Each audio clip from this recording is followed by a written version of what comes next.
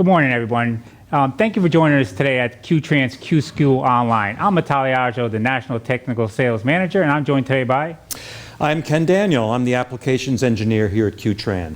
And thank you for joining us, everyone out there in virtual land. Definitely.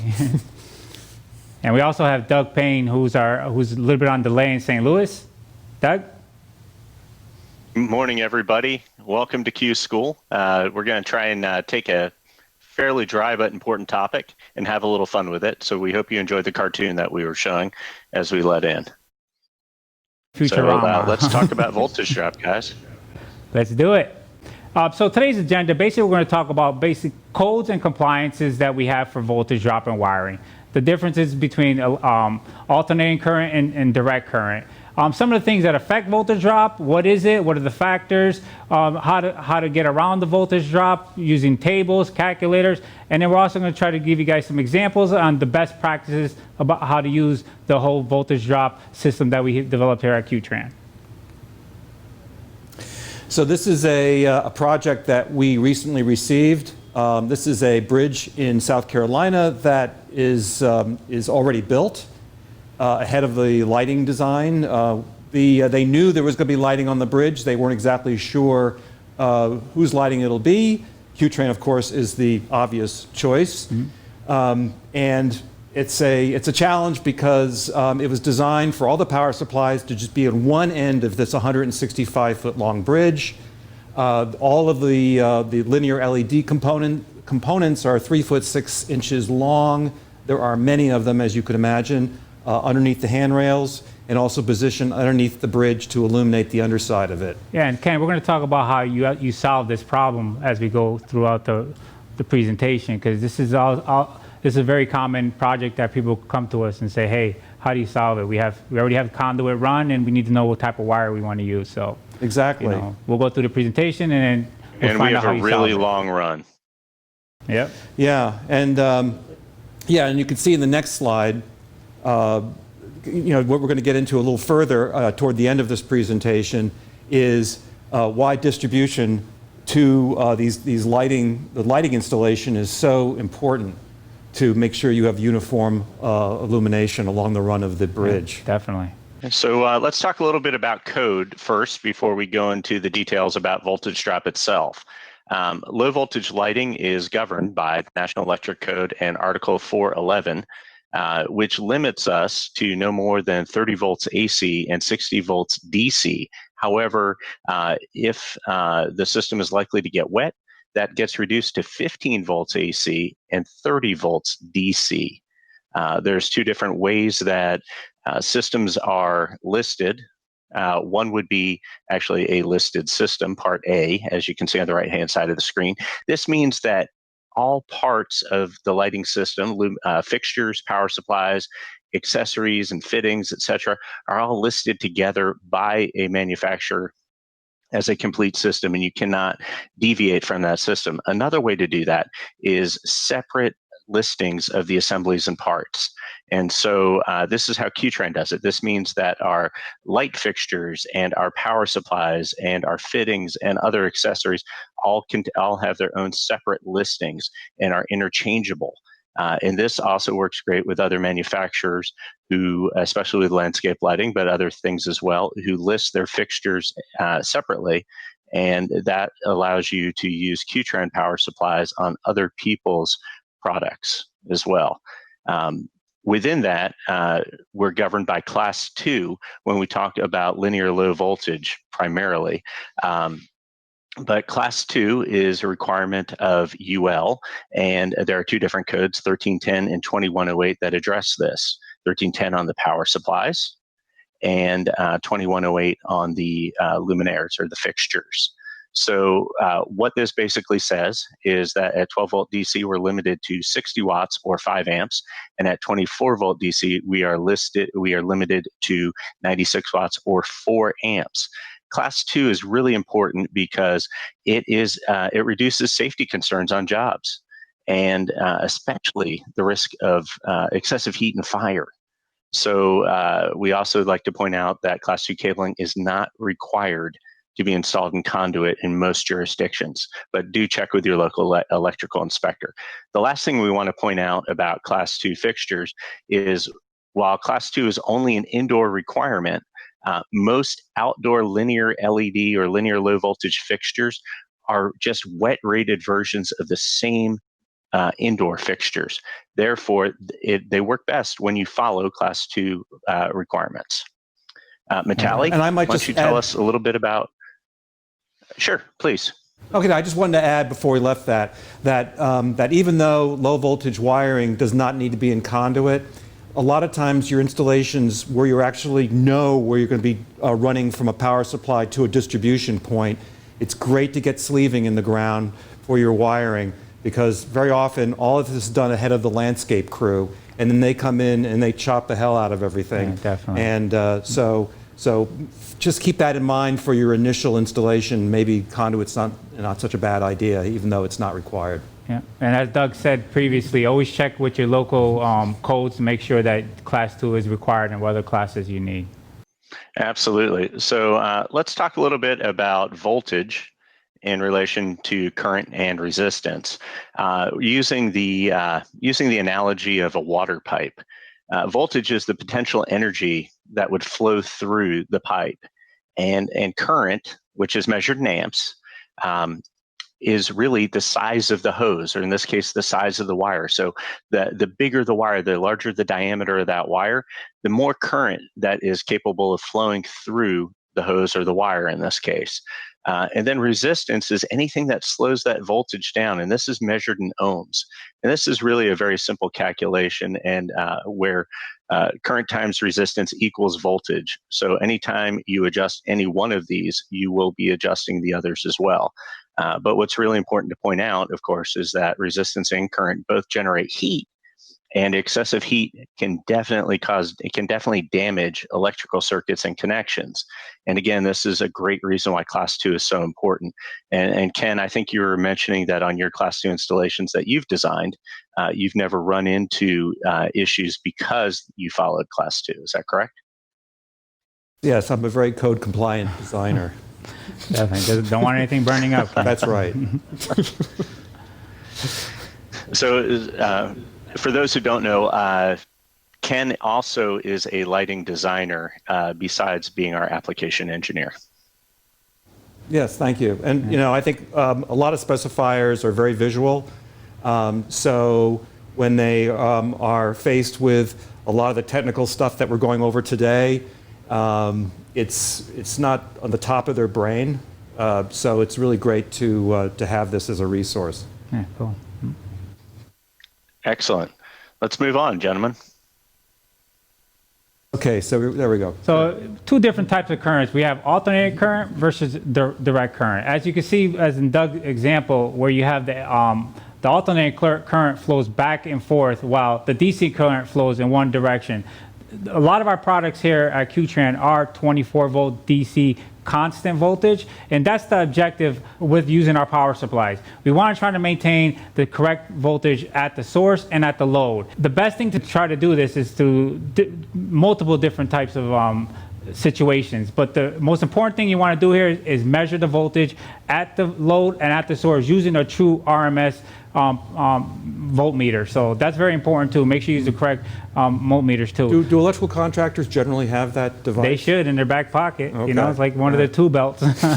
Some landscaping stuff that we have or that we don't have, or that we actually use our power supplies to power our landscaping lights, our MR16s, or basically any kind of landscape light that you're looking on the outside. And you need those. You need taps for those as well, Ken, to make sure that you kind of like use the correct voltage. So, correct. But mostly here at QTran, our linear strips are 24 volts DC, and that's the goal, to try to maintain 24 volts at the source and at the load. So we'll see how we're going to talk about how we're going to get there. Voltage drop is a natural occurring phenomenon. It's going to occur no matter what measures you take. It's going to occur. So the goal is to try to minimize the phenomenon. You know, and ways to do it is, like we're going to talk about it, is basically the light output that you're trying to deliver. You want to be able to perceive. So basically you want to say, all right, well, I'm going to get 100 lumens. How am I really going to get 100 lumens? So we're just going to basically perceived and perception is what we're going to talk about. Yeah, and just a word on voltage drop as well. We have a metric in there that anything more than 5% is potentially noticeable. Maybe this isn't quite so true in a landscape installation, but let's say, for example, if you had a series of monopoints with 12-volt lamps in them that you were powering remotely, and they were all focused on a mural going down a corridor, you're definitely going to pick up that reduction in light output if you were to, say, for example, daisy chain those. Yeah, and definitely. we'll get into that a little bit more later. Let's go to the next slide here for a second. It's also important to point out that it can happen both on the line side and the load side. So if your power supplies are too far away from your fixtures, that's one way to have it happen. But if you don't run the right gauge wire to ensure you have the proper primary voltage at the power supply as well, you can run into the same situation. And Sure. that's the things that factor into voltage drop. Doug, perfect segue. For example, load amount. Depending on the wattage that you have in your system, that'll definitely affect the voltage drop. So if you're drawing 100 watts, it's going to affect your load. And one of the other things is wire length and gauge. So for example, the distance of the wire and the gauge of the wire. You kind of want to make sure you have the thicker gauge for the longer runs, so the voltage drop is less. And we'll talk about it as we go through the presentation. One of the other things is dimming. When you dim a circuit, you're introducing AC into the fold, and you're going to start seeing about 4 to 9%, depending on the dimmers that you use and the system and the watts. There's a lot of stuff that play into that fact. QTL was founded on power supplies, and I'm sure, Ken, as a lighting designer, were thrilled to see QTL on the lighting schedule. Oh yeah, no, it was a big introduction into the lighting community back in the early '90s when I started as a lighting designer. The 12-volt lighting was very much in vogue. It came from Europe, where they had been using it a lot, and so when it was being applied in architectural lighting, most of the transformers that were available in the early days were really designed for pools or landscape lighting. So they were noisy. They didn't have overcurrent protection on the secondary side of the transformer. There was no way of adjusting the output based on the input voltage, which house current could be anywhere from like 110 up to 130 or 135 volts. So the QTL product compensated for all that and made it actually a viable product for using indoors for architectural. Yeah, definitely. You must have enjoyed the applications. fact you had different taps and everything like that, increase the voltage. Yeah, it was and, great. I mean, at first, again, as a lighting designer, it was stuff that I just wasn't aware of, and I really had to learn. Yeah, definitely. Yeah. Different load types. We have, for load types, we have different type of power supplies that we're using out there. For example, you have on the AC, you have the magnetic only here at QTL. On the DC side, you have two different types. You have magnetic and electronic. Each one has its own advantages and disadvantages. For the magnetic, as you can see here, the advantage of using that is you can have different types of taps. It's very important when using the magnetic, because you can have different taps, and you could go different longer lead wires. On electronics, the advantage of those, you have ELV, MLV, you have 0 to 10, you have all different types of dimming options. Also, the advantage of using the magnetic, you have a 10-year warranty versus electronic, you have a 5-year warranty. So you have to take that into consideration as well. And like the best thing about these power supplies is the location is key. The location will actually limit you, will help you decide the gauge wire and the lead wire length at the same time. So we're often asked, where should we put our power supplies? And we generally say, well, put them anywhere you want, but they should be out of view, of course, and they should be as close to the load as you can. But if they do have to be far away, just make sure that you consult the chart that actually we'll be talking about for sizing your cable. correct. And it's also important to know what the LED fixture can handle, because most small fixtures like linear LED strip can only handle maybe a 20 or 22 gauge wire. So in that case, that has to factor into how you're going to manage voltage drop as well. And you cannot do long 40-foot lead wires from a factory. Thank you, Doug. So this is basically what our voltage drop calculator looks online. If you look at here, this is for electronic. If you look at here, you got a 24 volt DC output, and this is assuming that you took the, measured the voltage, and this is what you're trying to get. If you look at here, you got 100 watts. At 100 watts, you would need a 10 gauge wire if you're 84 feet away. So the best thing to do before getting to use the calculator is to find out what your distances are that you have to play with. So every job site is different. I'm sure, Ken, when you were designing stuff, you would kind of try to like figure out the distance, the power supplies and everything, and then you come to this chart and they'll tell you, hey, you know what, I have a 100-watt system, my power supply is 33 feet away, I could use a different gauge wire. So it kind of helps you gauge what type of wire you were using. Now, these charts are very handy as a reference, and it's amazing.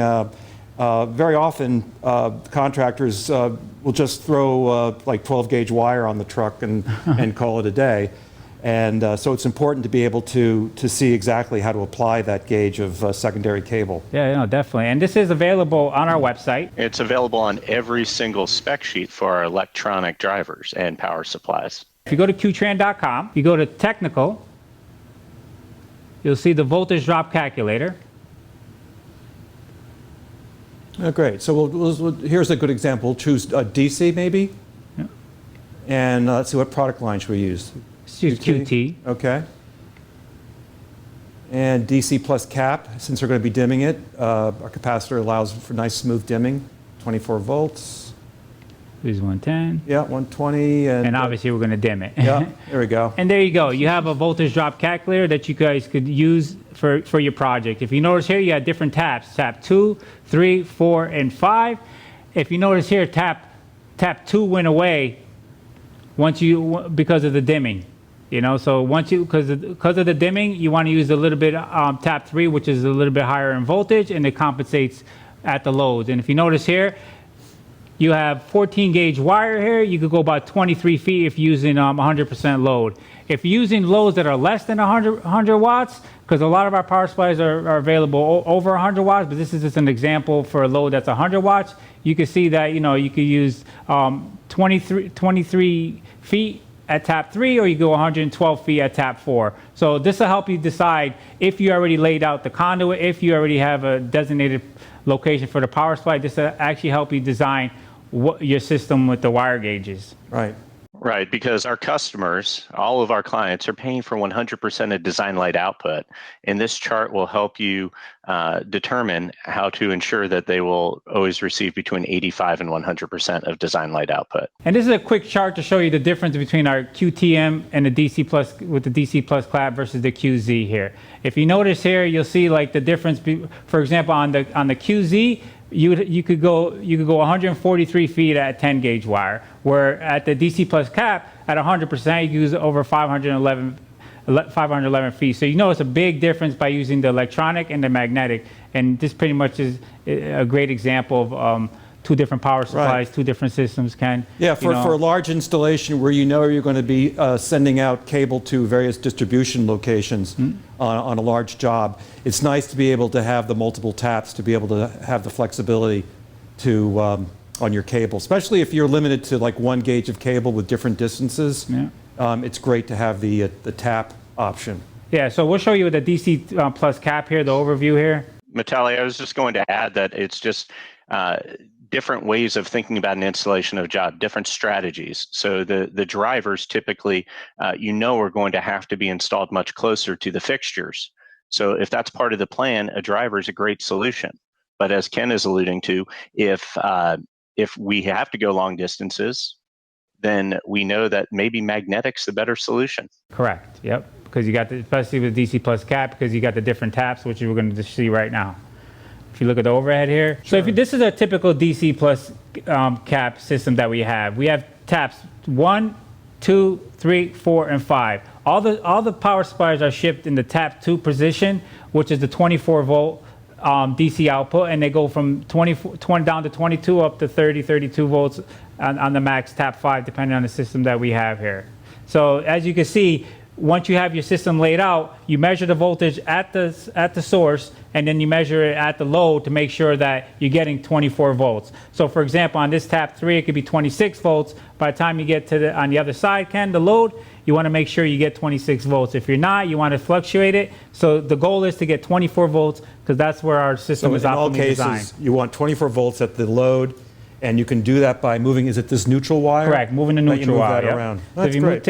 it's really simple to unscrew it, to screw it to any tap you want. I keep on thinking it's alive. You know, I don't want to touch it. But you yeah, don't want it's that. We don't want anything happening on live here.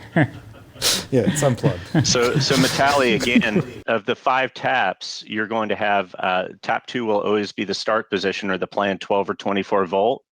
And then tap 1 will be 1 step down, correct? And then the next 3 will be 3 steps up. Right. So your tap 1's perfect if you know that the line voltage that's coming into this is, you know, like 130 or Yeah. like you had said, Doug, like 135 in some places. Yeah. And always measure. Or if the fixtures are really close. Yeah, definitely. Yeah.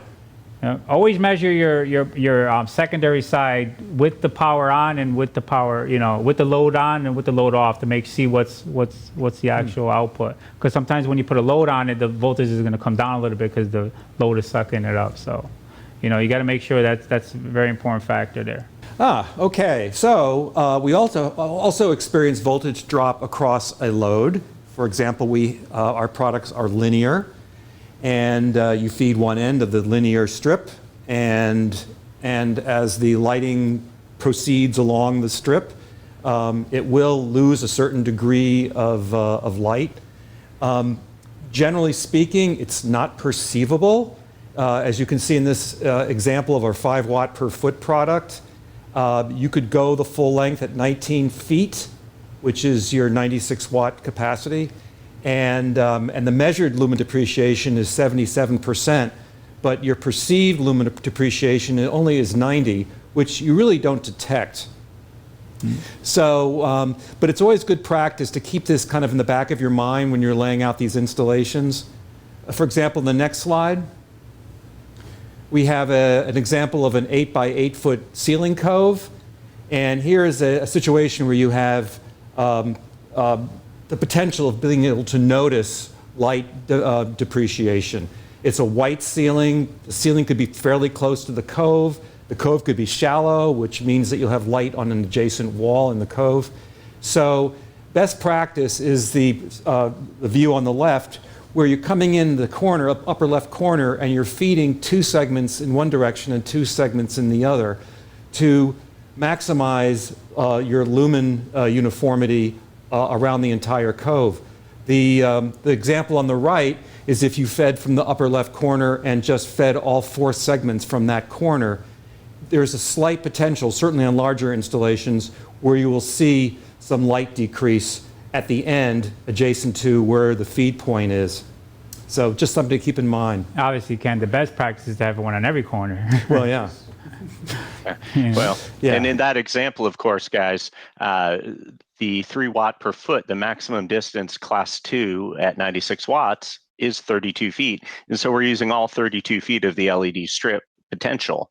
And therefore, when you wrap the powered end against the non-powered end, we are creating an opportunity for someone to possibly notice that difference, like we saw in the prior slide, which would be less noticeable if we just fed it 2 places and still use the same 96 watts.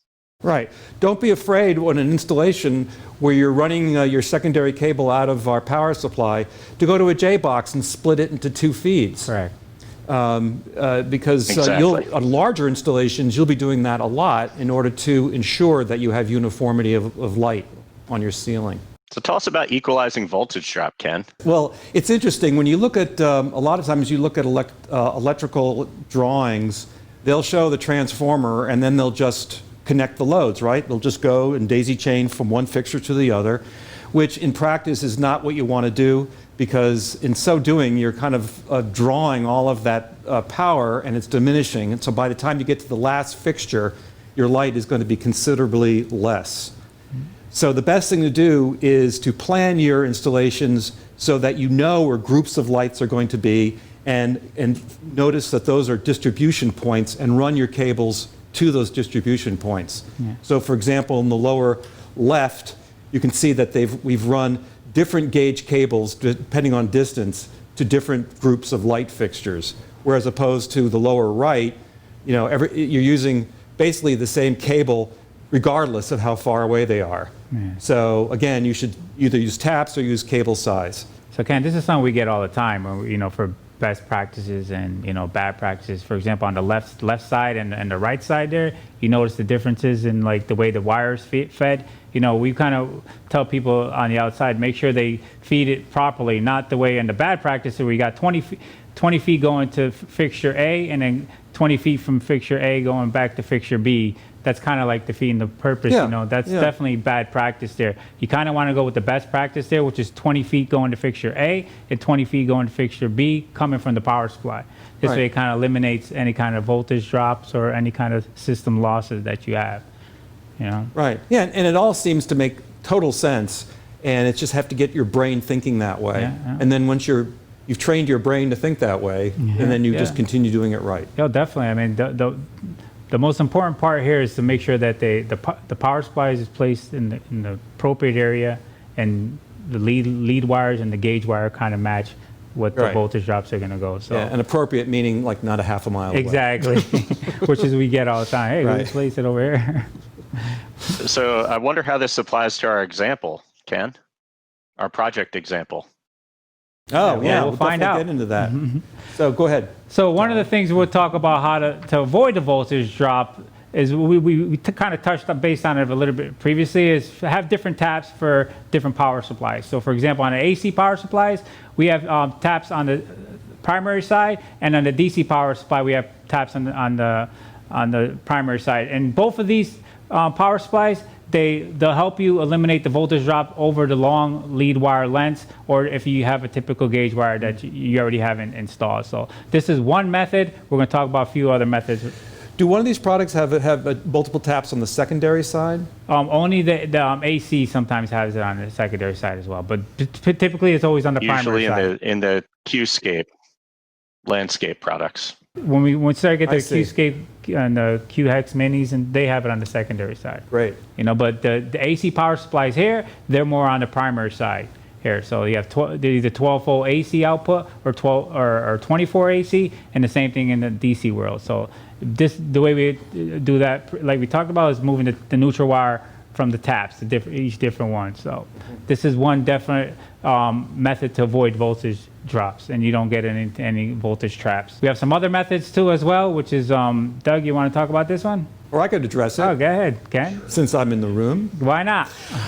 So very often, before the contractor reaches into his bag of Tricks? splices, we would introduce a better product, which is our Q2, which is an inline underground splice that has a shrink wrap, a double shrink wrap protection against moisture.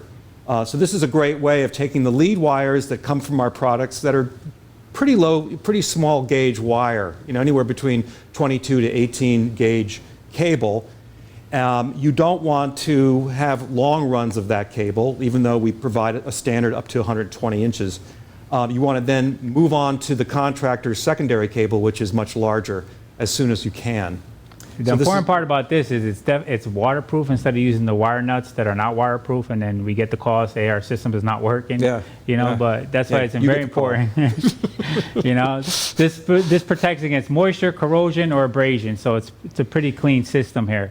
Rather than using the regular wire nuts that are out there. And guys, we also have the really tiny Q Mini J miniature junction box that fits in the palm of your hand. That does something very similar.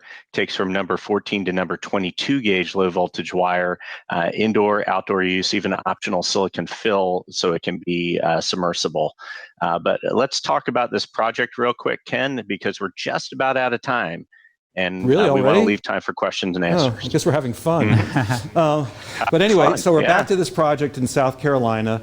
Beautiful pedestrian bridge, deserves to be lit, and they had great foresight to go ahead and run conduit, albeit it's 1-inch conduit, but at least there's multiple runs of it. And if we can go to the next slide, I can show you my thought process as we're building the system. We're trying to figure out where to actually have our home runs go to distribution points along this bridge, and then go in two different directions with our products, so that as these are daisy chained from left and daisy chained to the right, we're basically getting a uniformity of light output along the entire length of the bridge, and the handrails and underneath to uplight the bridge as well. Yeah, I see you have two different options there, Ken, the magnetic and electronic, huh? Well, this is a great option because if you use the magnetic, you can, because of the taps, you can reduce your wire gauge on your secondary cables. And since we are confined to these pre-existing conduit sizes, we can run individual longer wire through these conduits that are sized small enough so we can all fit everything in there. And so this is how we came up with a comparison where we took the run lengths that Ken had determined had to occur, and we compared the voltage drop calculator for the QSET M-LED magnetic using tap 3, which allowed us to use at the largest gauge for 163 feet, number 12. But with the ELED, to hit that same distance, we had to use number 10. So this allows a contractor to work smarter rather than harder and figure out up front what he would need to pull in order to make these decisions, and for the team to make the decisions about which products to use. Definitely. At the end, we have a happy customer and, happy wire. Right. And we have a bridge that is uniformly illuminated. Beautiful. We have Shannon Markey standing by to let us know what questions or concerns that you had during the presentation. And don't forget, if you have any more that we haven't covered, to please ask them right now. Cool. All right, not a lot of questions came in. One came in about the wiring diagrams and which transformer we were showing there. And really, the wiring methods stay the same no matter what power supply you use, so the rules apply, with the exception that the multi-tap is only available on the magnetic transformers, not on the electronics. Correct. But other than that, your wiring methods will always remain the same no matter what power supply you're using. Another question was about loading the power supplies to their max wattage, which is you do not have to derate any of our power supplies. So they can be loaded up to the full 96 watts or whatever the wattage is for that power supply. So you do not need to derate any, Shannon, we don't need to derate any QTRAN power supplies with QTRAN LED products. There are some minor exceptions. I'd reach out to Metalli or your regional sales manager about any possible exceptions on that, but they're minimal. When using the AC power supplies with someone else's product, there may also be some minor derating that should occur. But with QTRAN LED and QTRAN power supplies, typically there is no derating required. But other than that, that was about the extent of the questions, and I believe all of the questions came from Portland, Oregon. Brenda. Oh, thank you, Portland. Well, fantastic. We're awake out there. Thank you, Portland, Oregon. My eyes are wide open now, Ken. Yeah. And thank you all for spending a little bit of time with us today at Q School. We appreciate it. Don't forget to view previous videos on our YouTube channel. One more question for you, Doug. Can you please summarize which power supplies should be used for 0 to 10 volt control versus phase control? You want to speak to that? Well, that's a really good question because we have a couple of different answers to it, don't we? Ira, the ELED units available in the QTM indoor and QOM outdoor, and even the QSET ELED, all are available with optional 0 to 10 volt dimming. Additionally, the new QZ driver, one of the fantastic things about it is an indoor and outdoor rated power supply. And that indoor and outdoor rated power supply is available with universal primary voltage and can dim beautifully with either electronic low voltage, magnetic low voltage, that's reverse and forward phase, as well as 0 to 10. And will dim exceptionally well even with 0 to 10. So if you're not sure what a client wants, QZ is a great go-to. If you know what they want, especially if they want something outdoors, wall mounted, or in the ground with a Qscape, then we would probably lean towards an ELED model for you. Right. The QZ is excellent for residential applications where you seldom the house is wired for 0 to 10, or certainly an existing installation where you're doing a renovation, where you only have phase dimming available. Yeah, definitely. In addition to that, if you're searching by a certain dimming method, if you use the website, you can easily filter out everything that won't work for that. So if you pick 0 to 10 volt, it will only show you products that are 0 to 10 volt. So you can really filter through our X number of models and get down to the ones that are strictly the type of dimming that you're looking for. In addition to that, we do have on the YouTube channel, we do have a power supply presentation that we did. I would say it's probably one of the best presentations that we've done in this series. But it's Because on there. you were part of It's a it. great little half-hour refresher. Go ahead, Doug. Sorry. Yes, I was just going to add, when searching products, if you go to products, LED power supplies, and then along the left-hand side are the filters that Shannon was mentioning, where you can choose your dimming type. And by selecting 0 to 10, you would filter out all the other ones that Shannon was discussing. Any more, Shannon? Nope. No, that is it for questions. All right, well, thank you, everyone, for joining us. Yes, thank you for taking the time, Yes. and we hope this presentation was extremely helpful for Yeah, you. definitely. And you can reach out to your regionals or Absolutely. inside sales team for any kind of questions.